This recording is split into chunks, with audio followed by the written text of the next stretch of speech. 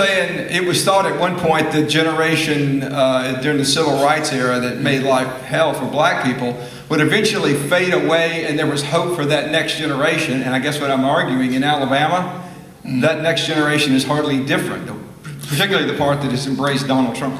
I think that generation is actually different in a lot of ways. I mean, you got to remember 1950s and 60s in Alabama, you wouldn't have been running my column.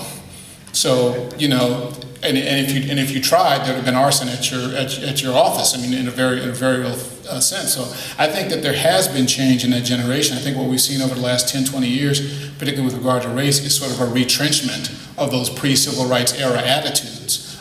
They've been allowed to come out of the closet. They've been given intellectual aid and comfort by certain media officials, and now, you know, by the President of the United States. So we're seeing sort of a return to or a retrenchment of them.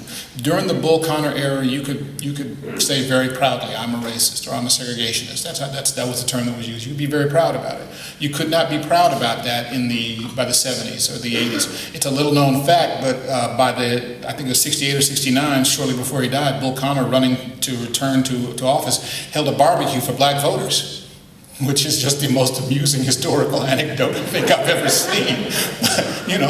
So yeah, you know, there was a change. You know, you could no longer espouse these attitudes quite as openly, and what we're seeing now is a retrenchment. So, you know, it's not that generation did not change, it's that they changed, and now in many ways they're changing back. But even though they're changing back, I would argue it's still not what it was, again, by dint of the fact that you're able to run you're running my column, and in various and sundry other aspects of it. I don't think it has changed back to what it was. My fear, frankly, is that it could. I wonder how far this goes.